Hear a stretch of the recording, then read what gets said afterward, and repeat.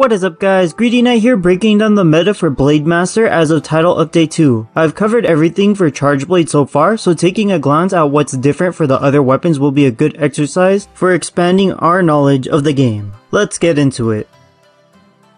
For the Dereliction sets, you run the Shigaru Helm with the Archfiend arms and legs as the base core for this meta engine. For element weapons, you run the Silver Wrath chest and the Blessing/Soul Waste appropriate to your element post-augment. You otherwise run Rathalos for non-augmented sets. For a non-evasion status set, you swap in the Risen Chameleos chest and the Rathalos Waste. You will use this set if your particular weapon can't make good use of evasion-based skills. For an evasion-centric status build, you run Gold Wrathhelm, Risen Chameleos chest, Lucient arms, Violet Mitsutune Waist, and the Archfiend legs. The idea of these sets is to avoid getting hit since you have constant life drain. Shigaru Helm has Bloodlust to heal the red health on virus immunity, and evasion sets have dodges to avoid the damage.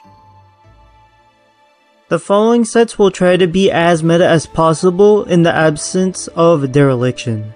The first set is a Handy Crit element set. You run the Flaming Espinos Helm, arms and legs with the Soul chest and Rathalos Waist. You have damage skills baked into the set along with Razor Sharp maxed out. You can run Handicraft level 4 in place of Protective Polish to stay in purple before the monster moves areas. Since purple sharpness maximizes elemental damage, having access to Razor Sharp and 40 to 50 units of Handicraft turns any weapon into a Geismagorm clone.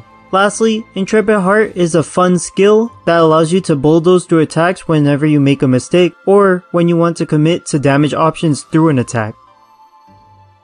This is the evasion set without Dereliction, just swapping out the Archfiend legs for Risen Chameleos. Both status trigger and adrenaline boost proc after an evade, granting guaranteed status for 8 seconds and 30 raw attack for 30 seconds. When you connect your status lace attacks, build-up boost will apply its 15% raw boost to every attack for status trigger's duration. This set is capable of contesting Dereliction builds if you can keep up evading, and in turn, your damage buffs. The viable candidates for this build are Lance, Dual Blades, Longsword, and Switch Axe.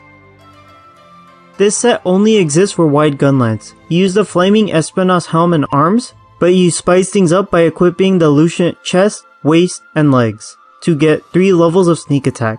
The 20% boost applies to shelling damage and thus serves as another way to bolster your shells. You then slot in artillery and load shells to unload max DPS from your bullets. Guard skills and evade up are added for quality of life. If you haven't noticed, the skills weren't maxed out. It is possible to obtain max skills, but only after augmenting. For augments, you want any level 2 damage skill so you can max out your damage. It's possible to roll for attack, crit boost, burst, and tenderizer on rank 10 armors, but level 2 slots accomplish the exact same thing as a damage skill roll. For charms, you want 2 points of a DPS skill with a level 2 slot as a minimum, and you can use any god tier charms better than the recommended one. Once you settle on your augments and charms, you realistically free up a total of 8 level 2 slots, discounting them from your armor. Attack up, crit boost, weakness exploit, and burst should be on most sets. Agitator can be run at max power thanks to Violet Mitsutune. Any evasion set gains access to free affinity. For the rest of the weapons, they have to hit 70 affinity for consistent crits, so you will need Crit Eye, Max Might, or a weapon with natural affinity to achieve that 20 affinity post tenderizer. Lance, Gun Lance, Hammer, and Dual Blades can't use Max Might at all. The Lances need their evades to reposition, turning off the additional 30 affinity in the process, while Hammer and Dual Blades have stamina drain mechanics that prevent Max Might from activating. The other weapons can play around Max Might's evasion limitation once they get their combo going, enabling them to grab that 30 affinity for a level 2 slot and a level 4 slot. Wide Gun Lance doesn't give a flying dung bomb about the crit suite, while Greatsword doesn't care for burst.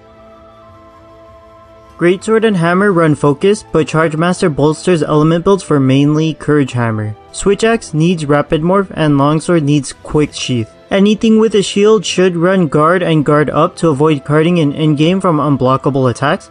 offensive guard benefits lance and sword and shield the most for counters. Also, the lance's love evade extender.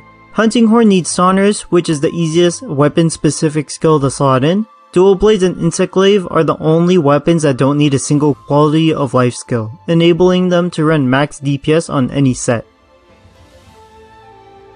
For weapon augment, attack level 3 will be your main go-to for status and raw builds. Element weapons will either use attack level 2 with element level 2, or attack level 1 with element level 4 depending on the attack frequency of your weapon and the given matchup. Multi-hitting attacks should invest more on element, while slower hitting weapons should focus more on attack. The Rampage slot upgrade should only be used for Switch Axe's Quick Switch Rampage Deco for power files, and for matchups with hit zones 25 or higher to grab Element Bane. For Greatsword, Magna Mullo is the meta pick. It has 330 raw with natural purple and build-up boost access thanks to its blast. A 3-2 slot makes it really comfy on dereliction builds. Chimera is the other meta pick, losing to build-up boost the skill. Gunlance only cares about one thing due to its fixed damage modifiers, shelling level.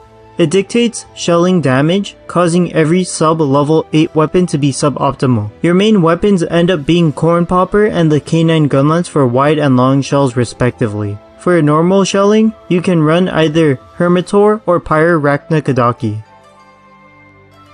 For the rest of the weapons, you typically wanted to run the same 12 or so weapon lines for each weapon.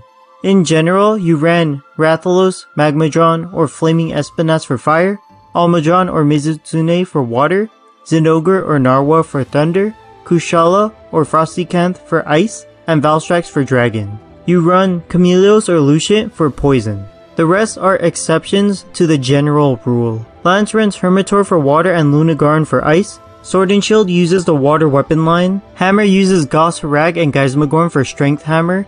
Healing Hunting Horn uses Anjanath for fire, and the Dragon Banabra line for dragon. Powerfile Switch Axe uses Hermitor for water and Gormagala for dragon, while Element File uses Lagombi for ice and Death Stench for dragon. It also uses the Aura weapon line for Exhaust File. The meta ended up being very similar to Charge Blade, specifically Spinning Axe. Greatsword is the only weapon that commits to raw crits for meta damage. Gunlance is tied specifically to artillery, load shells, and sneak attack for shelling builds. And it succumbs to crit sweep pressure with Slap Lance.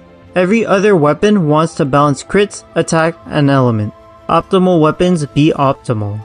Anyways, like if this video helped you, consider subscribing if you want to see the gunner video that I'll upload after this one. Comment down below anything that I miss or anything that you have a thought on. That's all I got for this one. Greedy Knight, signing out.